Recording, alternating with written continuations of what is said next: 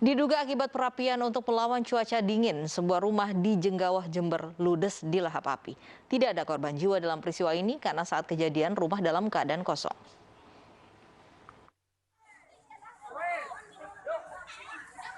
Inilah video amatir kebakaran yang melanda rumah milik Mat Holib, warga Jenggawah, Jember, Jawa Timur.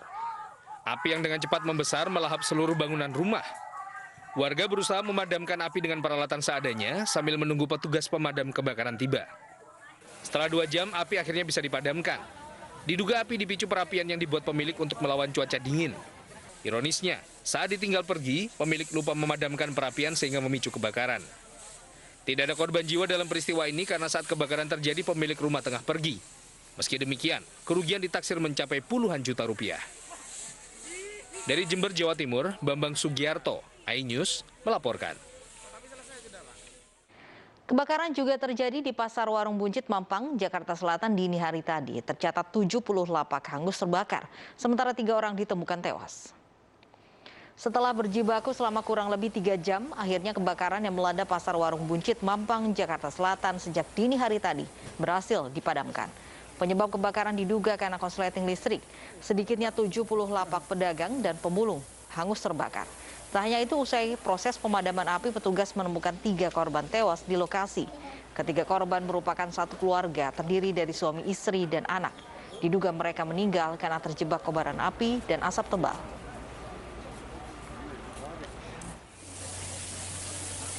Asap tebal terlihat membumbung tinggi setelah api membakar puluhan lapak di Pasar Warung Buncit, Mampang, Jakarta Selatan dini hari tadi. Api diduga berasal dari salah satu lapak pedagang dan dengan cepat merembet ke lapak lain karena tertiup angin. Api cepat membesar karena banyaknya material yang mudah terbakar.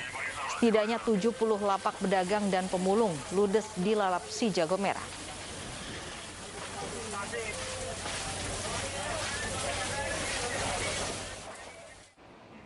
Bagaimana kondisi di lokasi kebakaran Pasar Warung Buncit? Kita bergabung dengan Lineke Utsiki di sana. Lineke, bagaimana kondisi terkini pasca kebakaran yang terjadi? Novi dan juga pemirsa, saya akan langsung menunjukkan kepada Anda bagaimana situasi terkini. Bisa dilihat di samping kiri saya, ini masih ada sejumlah petugas unit dari Damkar yang memang sebenarnya kalau kita lihat proses pemadaman ini telah selesai dilakukan sekitar pukul 5 dini hari tadi. Tetapi dikarenakan masih adanya kemudian asap yang membumbung di lokasi kejadian, ini dikhawatirkan bahwa masih ada bara api yang ada di bawah dan kemudian berpotensi untuk kemudian ini menyulut kembali lagi api sehingga menjadi besar. Sebenarnya kalau kami lihat di lokasi ini tidak hanya dari unit Damkar saja yang juga berada di lokasi, tetapi juga warga pada siang hari ini cukup banyak berada di lokasi sejak dari tadi pagi karena mereka kemudian melakukan proses pemilahan ataupun memilih barang-barang mana saja yang sekiranya ini masih dapat diselamatkan ataupun masih dapat digunakan. Dan untuk mengetahui langsung bagaimana kira-kira kronologis kejadian dari kebakaran yang terjadi di kawasan Pasar Warung Buncit ini dan kira-kira berapa kerugiannya, apa juga dampaknya, saya sudah berada bersama dengan Ketua RW 04, Pak Ade Syafei. Selamat siang, Pak Ade. Pak Ade, mungkin boleh diceritakan mengenai bagaimana kronologis awal dari kebakaran, kemudian kira-kira kerugian dan berapa orang jiwa yang kemudian terdampak. Baik, selamat siang. Untuk kronologis terjadinya musibah kebakaran ini itu diperkirakan tadi pagi ya sekitar pukul 2.30.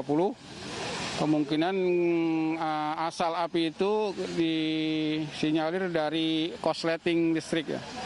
Nah, untuk kerugian di sini sendiri mungkin sampai ratusan juta. Terus ada beberapa korban jiwa di sini. Karena yang terdampak di sini ada sekitar 50 kakak ya, 50 kakak atau 250 jiwa lah. Dan juga yang termasuk korban yang meninggal, 3 orang korban meninggal. Gitu.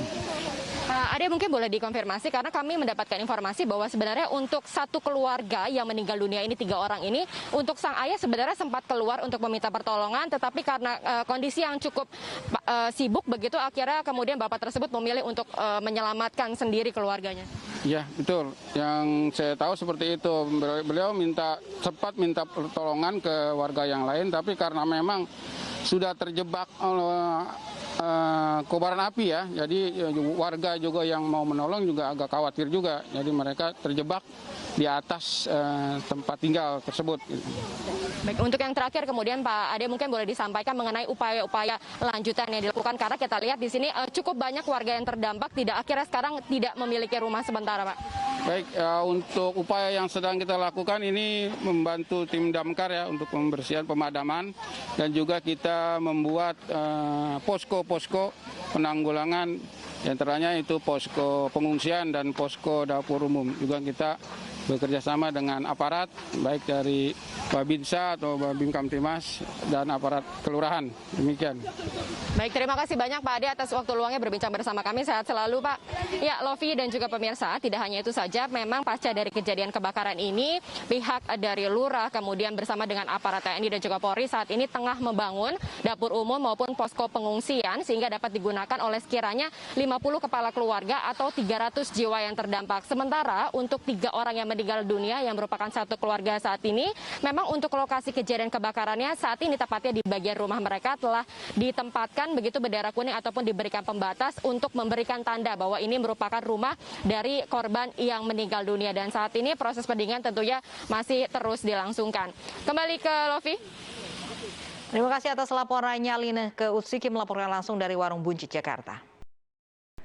Warga Sunggal, Deli Serdang, Sumatera Utara digegerkan dengan penemuan jenazah perempuan tewas tergantung. Jenazah ditemukan tergantung tali helm di tembok belakang rumah warga.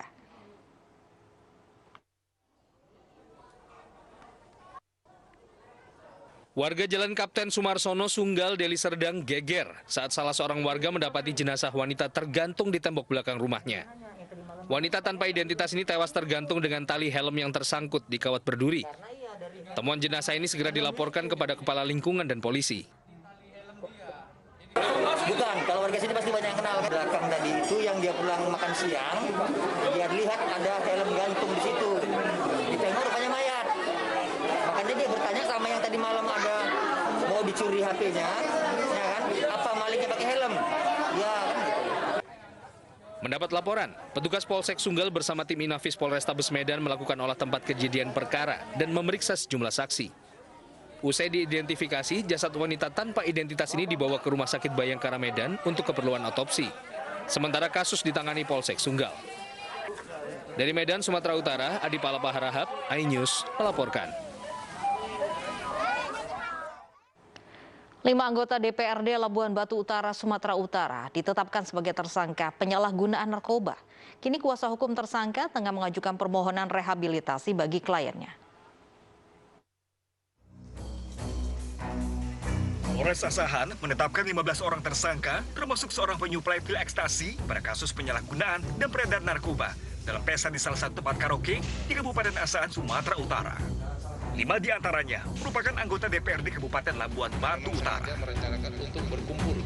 oknum dewan tersebut yakni Jainal Samosir, Ketua Fraksi Hanura Labura, Emali Borkat, Ketua DPC P3 Labura, Hairul Anwar Panjaitan, anggota DPRD Fraksi Golkar, Giat Kurniawan, anggota DPRD PAN, dan Febrianto Gultom, anggota DPRD Hanura.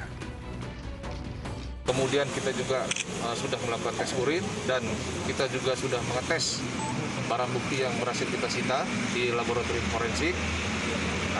Kemudian bisa kita simpulkan dapat kita tetapkan 15 orang sebagai tersangka, yaitu 14 sebagai pengguna, kemudian 1 orang sebagai penjual. Terkait hal tersebut, kuasa hukum para tersangka tengah mengajukan permohonan rehabilitasi. Karena menurutnya, kliennya merupakan korban penyalahgunaan narkotika. Sejauh ini kita sudah mengajukan proses rehabilitasi, baik ke Polri, Polres Asahan khususnya, dan kemarin sudah asesmen dari pihak kepolisian, kejaksaan maupun dari BNN. Sebelumnya, 5 oknum dewan terjaring razia PPKM level 3 bersama 12 orang lainnya di salah satu tempat karaoke di Kabupaten Asahan. Dari 17 orang yang diamankan, 14 orang positif mengonsumsi narkoba. Sementara 3 sisanya, para wanita pemandu lagu yang sempat diamankan, telah dibebaskan karena tidak terbukti mengonsumsi narkoba. Dari Medan, Sumatera Utara, Ahmad Ridwan Nasution, iNews melaporkan. Perselisihan antara musisi Jering dan pegiat media sosial Adam Denny terus berlanjut. Meski telah dimediasi, pihak Adam Denny tetap menjalankan proses hukum. Perseteruan antara musisi Jering dan pegiat media sosial Adam Denny memasuki babak baru. Selama 1 jam, kedua pihak sudah menjalani mediasi di Polda Metro Jaya pada siang kemarin. Pihak Jering sudah meminta maaf dan Adam Denny juga telah menerima permintaan maaf tersebut. Namun Adam Denny bersikukuh akan melanjutkan kasus pengancaman ini hingga ke pengadilan. Sementara pihak kepolisian menyatakan tetap membuka ruang mediasi untuk keduanya sebelum bekas perkara dilimpahkan ke kejaksaan. Terutama kepada para netizen, sudahilah memanas-manasi situasi, karena permasalahan seperti ini menang jadi arang, kalah jadi rugi. Jadi tidak ada yang untung dari permasalahan ini. Jadi saya mohon sekali lagi kepada para netizen, sudahilah memanas-manasi situasi, karena kami sudah tapi tidak melupakan, dan saya juga tadi membuat keputusan dengan kuasa hukum saya untuk terus melanjutkan proses hukum yang berlaku di pihak kepolisian. Paling kayak gitu ya, karena memang sebelum saya melaporkan, saya sudah melakukan mediasi, tapi di dalam mediasi sebelum yang saya laporkan itu, saya ditolak mentah-mentah, ditantang tanding hukum, saya dibilang bukan siapa-siapa. Pada intinya memaafkan sebagai manusia, iya jelas memaafkan. Cuma saya ingin proses ini terus berjalan sampai di pengadilan nanti. Melakukan mediasi, tetapi saudara pelapor, saudara ADK juga meminta, walaupun sudah memaafkan secara pribadi, minta supaya proses hukum oleh penyidik ini tetap berjalan sesuai dengan aturan hukum perundang-undangan yang ada. Ya, kami pihak sebagai mediatornya tidak bisa memaksa, itu haknya, silakan. Tetapi di sisi lain kami masih membuka, masih membuka ruang untuk adanya mediasi lanjutan sampai dengan berkas ini sebelum terkirim ke jaksa penuntut umum.